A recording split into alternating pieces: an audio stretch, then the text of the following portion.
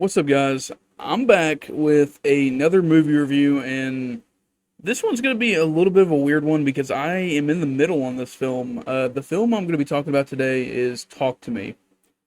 And Talk to Me is a film that I was really skeptical of, and not necessarily because I didn't believe in the directors. I think that the concept of it in A24, their films usually they're hit and miss with me in terms of, I guess, story and the execution. Like they're always A24 films have usually been a little bit too out there for a lot of people.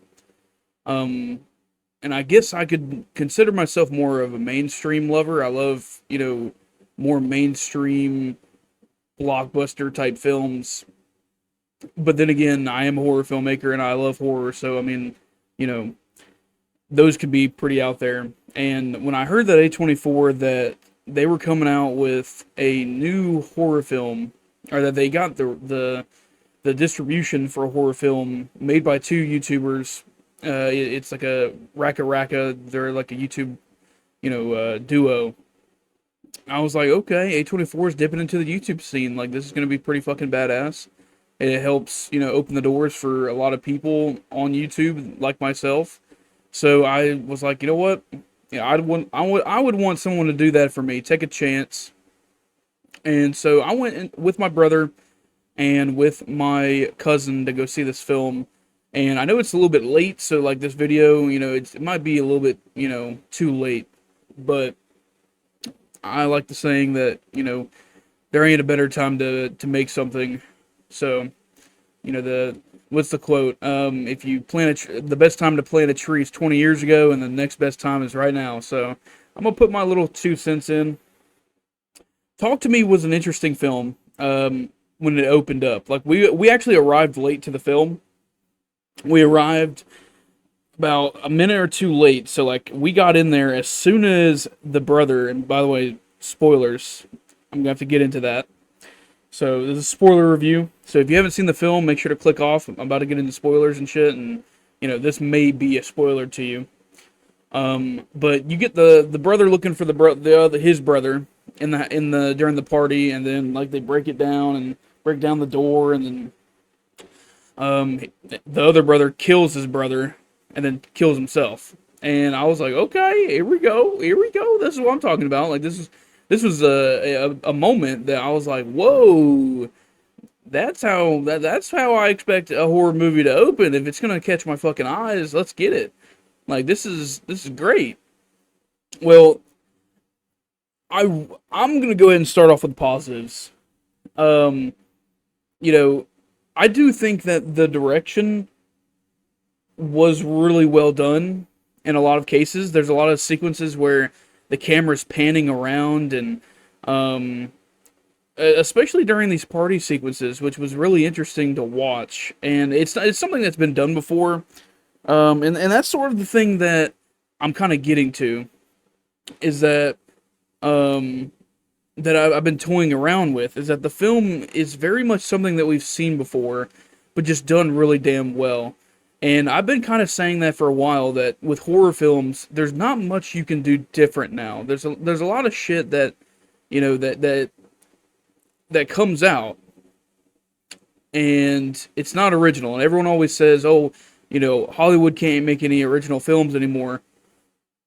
I disagree with horror films because I feel like horror, there's only so many ways, so many things you can do different, and people aren't willing to do those original ideas as much as they used to because of the economy and also because of execution. There ain't Horror films don't get budgets like fucking MCU. I mean, we basically got to do shit on a shoestring for the most part. So, I on one hand, I kind of agree with that notion of Hollywood doesn't make original films anymore, but at the same time, there's what do you want? Like, do you want MCU level of horror? Like, do you want $300 million horror blockbusters? I do. Me personally, I'd love to see a $300 million horror film, but at that point, you know where that money's going into somebody's pocket somewhere. like an actor. You're paying for big budget actors, or you're paying for ungodly amounts of CGI, and I don't know if you guys know this, but CGI and horror, they mix like fucking oil and water. Like they don't they don't operate well together, in my opinion. So the best way to do it, in my opinion, is lower budget and with really good execution. I think that the lower budgets, along with a capable director, that's where you're going to see some movie magic come together. And that's when I feel like, as a filmmaker, when I don't have a large ass budget, I feel like I can do much more. I can do things that are a little bit more risky in terms of story, themes, a sequence that I probably wouldn't get away with if I did have that type of money, because then people would want more leverage. They would want more, what's the right word? More creativity, I guess. Like, if a studio head would probably want more say in what happens in the film if they're putting up $300 million, you know what I mean? Or $100 million. So, to me, I think big budgets and horror, they don't mix. And this film is kind of like the middle ground of that. The film, it doesn't do too much. You know what I mean? It doesn't go too out there. It doesn't try to go for like Beau is Afraid, where it's fucking a mind fuck from hell, a lot of set pieces, a lot of different set designs. Like, it's a very simple movie that I think a lot of people, are kind of wanting back. And I think that's one thing a lot of horror films, or horror film fans love, is the simplicity. I think a lot of horror, great horror, in the past 30 to 40 years, some of the classics like Halloween, Black Christmas, what's another good one? Well, I would say Terminator, but that film, like, actually, that is a good one. Terminator's a really damn good one. That movie was made for peanuts, and they went all out. But if you look back at it now, it's kind of cheesy with some of the animatronics, and the effects are kind of dated, but it's still effective. Um, I feel like simplicity with what you're trying to do works very well in this film, and it's always worked well. And I think that the directors knew that they had to do something simple but effective. And a lot of these party sequences, I'm kind of getting back to what I was talking about earlier.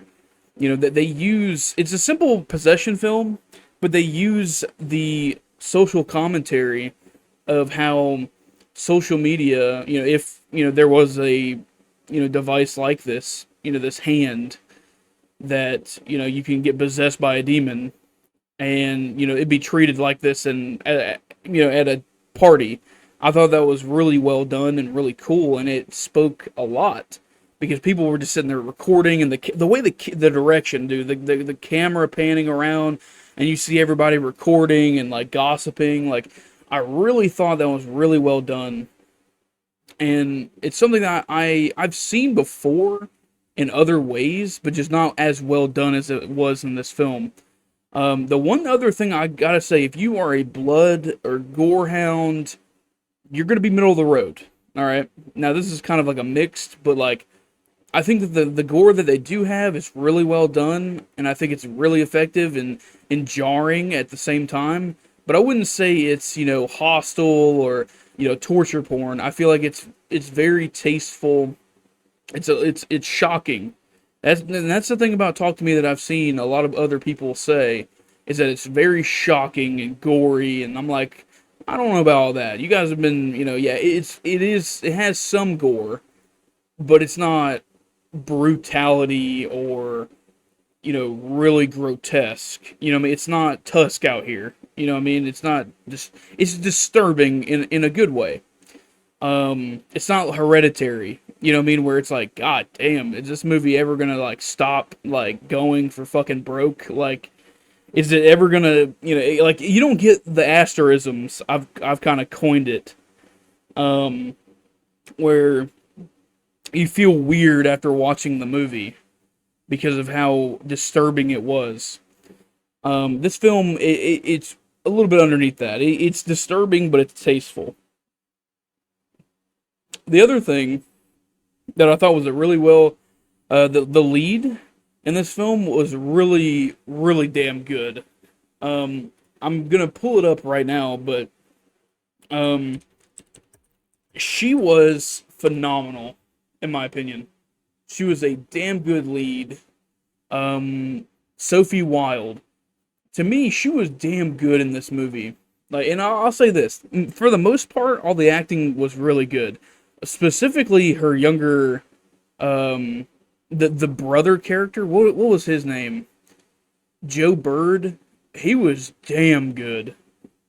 I was like, there's some possession sequences with him, and his performance was like Exorcist esque. Like, it wasn't as good as The Exorcist, but it was pretty damn effective.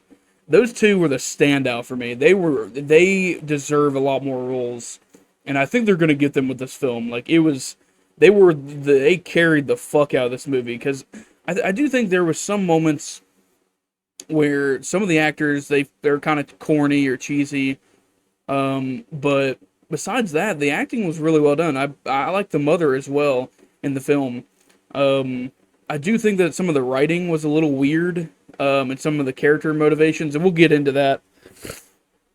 I do feel that the film, as a whole, is just it's okay. You know, what I mean, it's good. It's not. You know, it's kind of been overhyped a little bit, and that's kind of why I wanted to make this video, because I feel like the movie, it doesn't do anything new. It just takes from all of, the films that we've seen. And I'll talk about this movie, okay? Stir of Echoes. Have you ever seen that movie? The opening of the sequence is someone getting hypnotized, Kevin Bacon in particular, and he starts seeing shit in real life. And this movie is kind of like that. It's kind of like Stir of Echoes, but with demon possession. And I was like, how come, like, this movie, everyone's talking about it, everyone's like, going crazy for it. But I've seen other movies with this, with some version of what they're doing. And I'll say it, done better in those other movies. Like, Stir of Echoes is fucking incredible, if you've ever seen it. It's fucking amazing. Now, Talk to Me, I think, does it kind of puts them all in one movie, I think. That if you recognize something from another film or that they did in another film, I think that Talk to Me does it executes on everything. Like, I feel like the directors executed very well on what they got. And I think that's what makes, this film kind of unique. It's like it takes everything that we've seen before, with demon possession, and kind of puts it in this movie. And also the camera work in this movie, very well done. I really think the camera work, whoever the director of photography was, and the directors, they did really well. The shot where, like, it jolts when the door closes, it like fucking goes from like a Dutch angle to straight up. Like, I really enjoyed that. But this is kind of where I'm getting to my negatives. The movie, albeit it is well done, it takes everything that you've seen before and puts it in one movie and done really well. To me, there's just nothing original about the movie, and it wasn't all that scary. And that's, I'll say this, the scariest movie that I've seen in a while would probably be Terrifier 2. Now, there's nothing outright scary about that film, particularly. It's just really shocking. But I think that the one sequence in that movie that really fucked me up was the bedroom scene with the trick-or-treater girl giving out candy, and Art fucking, tears her up. That sequence, I fucking cringed. I was like, God damn, like, this is wild, this would never happen now, in horror films. It had to come from an indie film. And that sequence, it scared me a little bit. And I'm very hard to scare, I guess.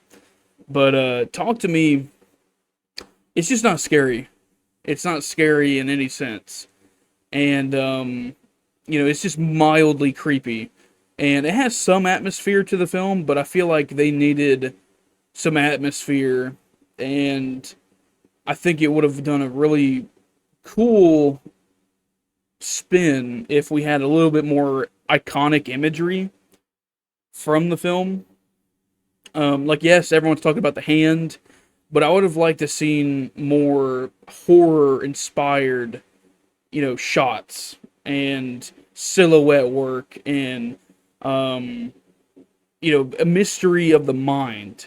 You know what I mean? Like, playing with us a little bit more than what we got. What we have in the movie, and this is another thing that I thought was strange, was that it makes it sort of clear that, the main character, Sophie Wilde, her character, is getting manipulated by this demon, but there's some things about the letter and, like, bringing up the mother and the father and the mother's death, like, you know, I felt like it was a little, the way they told that was very weird and strange, and you didn't know what was. And how come they didn't show the mother in the opening sequence, but she's there later on with the flashback? Like, I don't know why they did certain things, and maybe that's just me. Maybe I'm just not understanding the film, but I felt like they did things strange with that explanation, and I feel like the mother blaming the Sophie Wilde's character for Joe Bird's character's pretty much fucking himself up. She wasn't there, and how come these kids, like, they aren't fucking telling anybody about this fucking shit? Like, yeah, I get it, they're fucking scared to, but, like, as soon as somebody would fucking do something that would accidentally hurt themselves or, would be a little bit violent, real teenagers would be like, fuck this.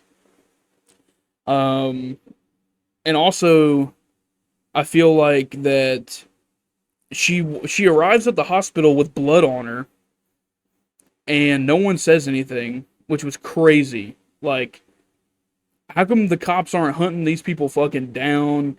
And there's no investigative stuff going on. It's just people. I mean, they were almost an accessory to murder, and nothing happens. The cops don't give a fuck at all. And I do feel like the ending of the film, by the way, was fucking cliche. Like, it ended in a nice little bow, and that's not what horror films should do. Now, I know what people are gonna say. Well, not all horror movies have to end in a bad way, but it's a horror film for a reason. You know what I mean? It's supposed to scare you, and that's why people go and see horror films, is because they know this shit's gonna get fucked up. Not everything's gonna go the right way. And with a demon possession movie, yes, you could say that her dying, it ends in a sour note, but I feel like it ended in too neat of a way that it almost feels like, all right, see you for the sequel. Like, it felt too easy. Like, they want to sequelize this. And I know some people might disagree with that, but it just felt like it ended in a way where it's like, see you next time. It didn't end in a way that satisfied me.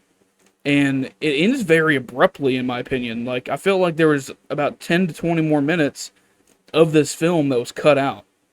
And I don't know if anyone else, I haven't heard anybody else say that, but, like, for me, in my opinion, the film just ends. Like, there's no explanation of what happened. It's just, she got manipulated the whole fucking time, and she dies. And then she's stuck in the hand. And she's another hand victim. Or hand fucking ghost. And I'm like, what? What? Like, I saw that from the opening sequence. Like, I'm sorry, but to me, that was boring as shit. Like, it's like you go from the first two acts being really good, and then to me, it falls apart in that third act. Like, it just becomes more and more of what I've seen before, done better in those other films, and it ends in a very cliche way. And that's like the number one thing, dude. People were talking about this was a classic, and I'm like, bitch, please. That ending was not classic. That was studio pleasing bullshit to leave for a sequel. And, I know that's kind of harsh. I'm by the way, guys, I just want to restate this. I'm not, I like this film. I really do. And I'm not hating on it. Like, I really enjoyed this film. It's just, I feel like, they need to hear this. If they ever get to hear this review, it'd be awesome. But I feel like, and I'll throw this out there, what I thought they could do better. I thought that she was going to kill Joe Bird's character in the hospital. And I thought what was going to happen was that he was going to get basically resurrected in some way by this hand. Or this was kind of the one thing I thought they were going to do. That first part, what I just told you, that's what I would have done, to kind of subvert expectations, and make it to where Joe Bird is actually like he's fucking evil and like fully possessed. He's like killing people, and then kind of go the Exorcist route and have them trying to get this fucking demon out of him. But then the other way is where I thought he was going, is that they would have to get possessed and then go into this fucking, they would have to do the hand, go into I guess the further, or whatever it's called in this film, into the ghost land, and go and get him out. Because you see imagery of him being held down by these ghosts. And, I feel like they were going towards having to go inside and pull him out. And get him out of the grasp of the demons. And then I thought she was going to basically sacrifice herself to get out, to get him out. I thought that would have been a really good conclusion. I thought that's where they were going. But then the movie, she just dies. And that's it. So, in my opinion, it was lame. But, I mean, you guys may think different, but I thought it was kind of lame the way they did it.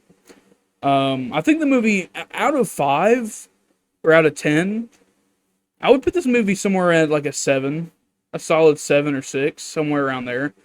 It's not bad. I've seen it 100 times in this subgenre.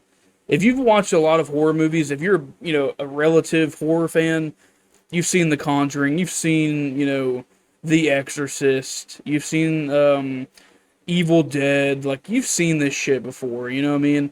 And, just because, it's from, YouTubers, that doesn't get a pass. I'm paying for a ticket, and, I'll give you guys this, into my mindset. Wes Craven, he told me this. Not he. Like, I never knew him. But, he, in my opinion, as a filmmaker, he told me this. Like, in an interview, that I watched, he said, if you are asking the audience for money, you have to give them something new. And that resonated the hell out of me. Like, it resonated with me so much. Because as a horror filmmaker, that's what people are paying to come out and see your film for. Even if you are an unknown and you're a YouTuber, you don't get, a break. You know what I mean? Like, and I'm glad some people, like Cody Leach, by the way, shout out. Cody Leach, he said this too. That the film, it's good. It's not scary. And other people, there's other films that have done it better.